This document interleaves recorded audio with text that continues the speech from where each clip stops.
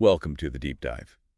Today, we're really digging into the whole U.S. China trade situation. It's complicated. It really is, and it affects so much, doesn't it? Absolutely. We've looked at a whole range of material things like a logistics blog post on e-commerce impacts, a CSIS brief on a WTO ruling. Right, and that Council on Foreign Relations timeline helps put things in perspective. Yeah, plus analysis from the Tax Foundation on the economic side of the trade war, Yeah. a political piece hinting at what might come next. And even some commentary on the bigger picture shifts from worldtradelaw.net, some recommendations from the CCG, and a peek at what people are actually saying on places like Reddit. Exactly.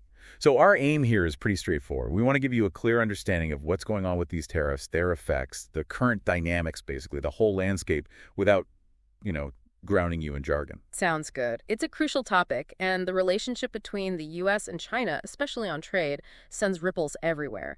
These tariffs we've seen recently have really shaken things up. For sure. It's fascinating how all these different trade tools and international rules are kind of crashing into each other. Definitely. Sometimes in ways nobody really predicted. So let's maybe start at the beginning of this current wave. Where did these specific tariffs really kick off? That CSIS source mentioned 2018, right? Steel and aluminum. Yeah, that's the key starting point for this phase. The Trump administration brought in tariffs on steel and aluminum using Section 232 of the Trade Expansion Act. Section 232.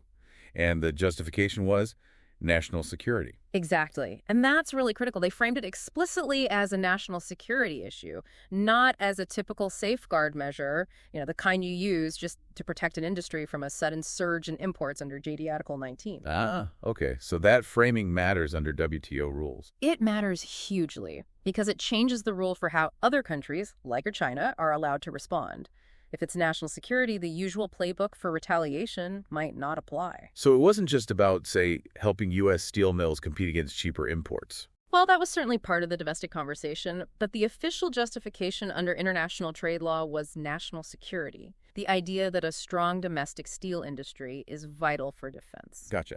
And because they used that specific justification. When China and others, the EU, Canada, Mexico, they all challenged it at the WTO and imposed their own retaliatory tariffs on U.S. goods, the U.S. argued, hold on, you can't do that. Why not? Their argument was, if our tariffs are for national security, then you don't get the automatic right to retaliate or seek compensation like you would for a standard safeguard measure. Okay, which leads us right into that WTO panel ruling from August 2023 that CSIS talked about. What did the panel conclude about China's retaliation? Right. So the WTO panel sided with the U.S. on this specific point. They ruled that China's retaliatory tariffs were inconsistent with WTO rules. Because The panel accepted, for the sake of argument, the U.S. designation of its steel tariffs as being under the national security exception. That's GATT Article XCY. If the U.S. measures fall under that security exception, then China can't claim they were just responding to a regular trade protection measure, which would give them the right to hit back. Precisely. So the panel found China's tariffs violated basic WTO principles like treating all members equally. That's GATT Article 1, and sticking to agreed tariff limits, Article 2. Okay, so on the surface, that sounds like a clear win for the U.S. position in that dispute. On paper, yes. But the CSIS brief emphasizes. The WTO's appeal system, the appellate body, is essentially broken. Right. I remember hearing about this. The U.S. has been blocking appointments. Exactly. Since late 2019, the appellate body hasn't had enough members to hear cases because the U.S. has blocked the appointment process. So it's like having a court system where you can't actually appeal the first decision. So what happens now? The U.S.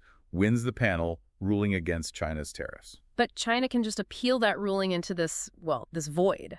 There's nowhere for the appeal to be heard. And the U.S. has actually done the same thing itself when previous panels ruled against its own steel and aluminum tariffs. So everyone just appeals into limbo and nothing actually changes. Pretty much. It creates this situation where neither the original U.S. tariffs nor China's retaliatory ones are likely to be removed because of a WTO ruling.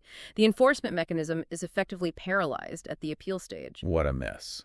And you mentioned the U.S. also questions if the WTO should even be ruling on national security stuff at all. Yeah, that's another layer. The U.S. position has increasingly been that decisions taken under the GATT Article XCY security exception are basically self-judging. Yeah. That a country decides what's in its essential security interest, and the WTO doesn't get to second-guess that. That seems like a pretty fundamental challenge to the system. It is. For decades, that exception was used very rarely. The U.S. reliance on it more recently, and its refusal to accept WTO scrutiny of it, is a major point of friction in global trade governance. Okay, shifting gears a bit from the WTO mechanics, let's look at the broader tariff picture.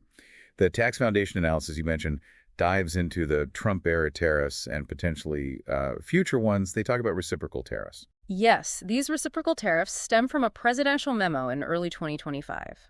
The basic idea is for the U.S. to match or reciprocate tariffs or other trade barriers it thinks are unfairly imposed by other countries. So it's aimed at everyone. Potentially, yes. It's designed to target almost all U.S. trading partners, though there are some specific carve-outs.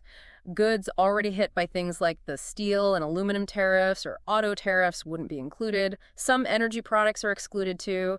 And interestingly, consumer electronics got exempted more recently. Right, and the tax foundation actually modeled what this might look like in practice for 2025. They did. They ran a few scenarios. One big one focused on China, envisioning really high tariffs, like starting with a 20% rate and adding another 125% on top. Wow, 145% total. Yeah, a huge number. And that scenario also factored in the 125% retaliatory tariffs China has imposed, which the Politico article mentioned. Plus, it looked at ending what's called the de minimis threshold for China, meaning even those small packages you order online wouldn't escape tariffs. Okay, what about other countries? Mexico, Canada? They modeled tariffs on imports from Mexico and Canada too, although the rates might fluctuate, maybe starting higher and then potentially dropping to around 12%.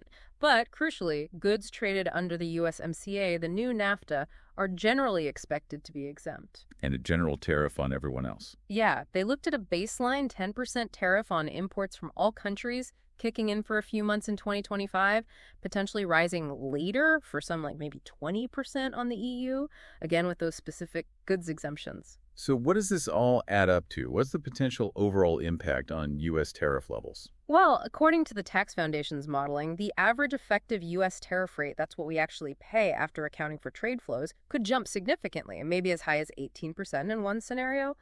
Even factoring in a big drop in imports, they estimated an average rate of 11.3%. 11.3%. How does that compare historically? It would be the highest average U.S. tariff rate since 1943. So we're talking about levels not seen in, 80 years? That's quite a shift. And did they look back at the impact of the tariffs that were already imposed, the 2018-2019 ones? Yes, they did. Their analysis suggests those earlier tariffs had a clear negative impact on the U.S. economy.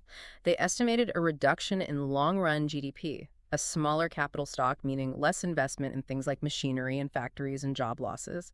Their number was around 142,000 full-time equivalent jobs lost due to those tariffs and the resulting retaliation. 142,000 jobs. That's significant.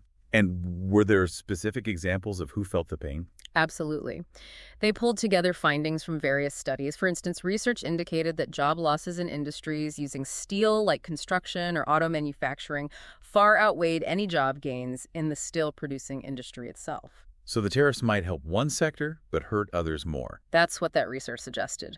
Another study on washing machines found that the tariffs led to higher prices for consumers, essentially wiping out any potential savings from the tariffs themselves. So consumers ended up paying. Generally, yes. Multiple economic analyses concluded that the burden of the tariffs fell largely on U.S. importers and consumers through higher prices. The idea that foreign exporters would just lower their prices to absorb the tariff, that didn't really happen broadly, according to the data. Even the U.S. Department of Agriculture calculated major hits to farm exports because of the retaliatory tariffs from other countries. So it's not just abstract numbers. It hits your wallet, it hits farmers. Exactly. These trade disputes have very real, tangible consequences for everyday costs and specific industries. It really paints a picture of the economic downsides. Okay, that leads us to the present day. There's that Politico article suggesting the White House might be thinking about reducing some of these China tariffs. What's the story there? Yeah, the article indicates the Biden administration is weighing options to potentially slash that really high 145% rate on many Chinese goods. Well, the thinking seems to be partly that these incredibly high tariffs haven't actually forced China to make the concessions the U.S. was hoping for. Instead, as we discussed, China hit back with its own 125% tariffs. Right, and not just tariffs. You mentioned other things. Exactly. The article mentions reports, like from Bloomberg, about non-tariff measures, too. Things like creating bureaucratic slowdowns for American farm and energy products trying to enter China, issuing travel warnings that hurt U.S. tourism, even halting deliveries of Boeing aircraft. So China has other ways to push back. They definitely do. They aren't just passively accepting the tariffs. But the Politico piece also had some skepticism, right? Quoting an expert who wasn't sure pressure tactics would work on President Xi. Yes, that was Henrietta Levin, a former State Department official. Her point was that for President Xi Jinping, things like political standing, national dignity, China's image on the world stage, these might actually be bigger priorities than avoiding short-term economic pain from tariffs. So simply squeezing them economically might not yield the desired results. That's an important perspective. The article also hinted at some maybe contradictions in the U.S. approach, like exempting electronics. Yeah, I pointed that out. Exempting consumer electronics from the reciprocal tariffs, and also President Trump himself suggesting potential future aid for farmers hit by retaliation. These things suggest an awareness, at least, of the negative domestic consequences of the tariffs. Interesting. So how are people, say, in the markets or just observers, reacting to this idea of cutting tariffs? You mentioned that Reddit thread. Right. The Reddit discussion gives a flavor of the mixed feelings out there. It's definitely not uniform. What are the main camps? Well, you have some people seeing potential tariff cuts as a positive, maybe good for inflation, good for markets. But then you have others who are pretty skeptical. Skeptical how? Some see it as the U.S. essentially blinking first, or kneeling, as one commenter put it, without getting any obvious concessions from China in return. There's a feeling like, why reduce the pressure if China hasn't changed its ways? So a concern about giving up leverage. Exactly. And there's also the point that even a significant reduction, say, cutting the tariff rate down to 50% or 65%, would still leave very high tariffs in place compared to historical norms. Still damaging, just less so. And some people think it might just be talk. Yeah, there was some speculation like maybe this is just noise to temporarily boost market sentiment, a kind of pump and dump scenario. The lack of any clear signal that China is offering something in return seems to be fueling that cynicism. Okay, so lots of debate, lots of uncertainty swirling around potential de-escalation. It really underscores the complexity. It really does. Which brings us to the bigger picture, the future of this whole relationship. That worldtradelaw.net commentary used the phrase tectonic shift. What did they mean by that? They're arguing that we're seeing a fundamental, deep-seated change in U.S.-China trade relations. It's not just a temporary spat. Both the Trump and Biden administrations, despite other differences, have moved towards more protectionist policies regarding China.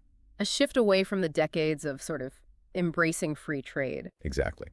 The commentary links this to a growing unease in the U.S. across the political divide about China's economic model, concerns about unfair practices, and maybe a broader public disillusionment with globalization itself. And that's affecting support for institutions like the WTO. Apparently so. They note a decline in U.S. enthusiasm for the WTO framework.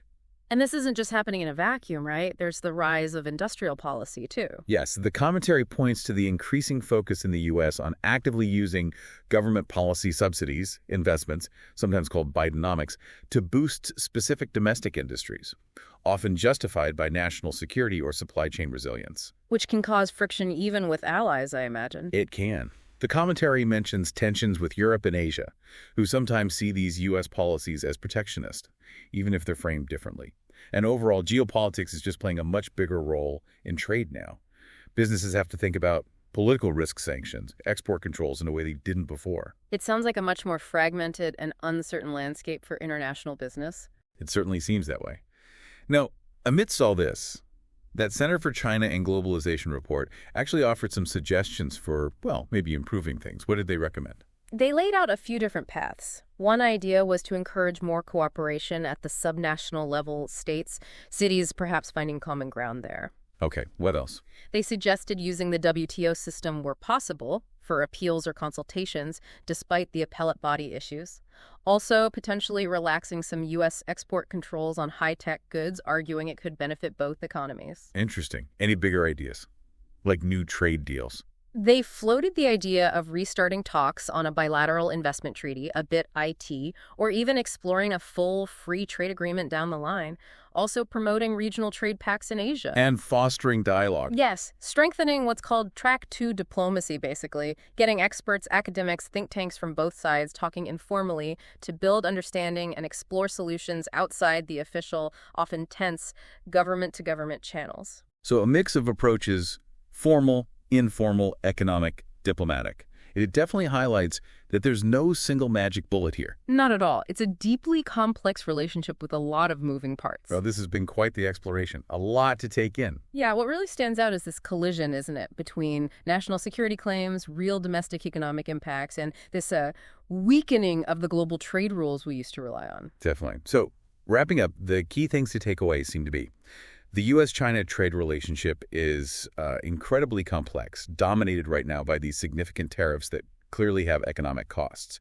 The WTO, our global trade referee, is struggling to mediate effectively because of the breakdown in its appeals process. Right. And while there's some chatter now about the U.S. possibly easing up on tariffs, there are huge questions about whether that will happen, what China might do in response, and whether it signals a real change or just a temporary tactic. Major hurdles and skepticism remain. Absolutely. It leaves you thinking, doesn't it?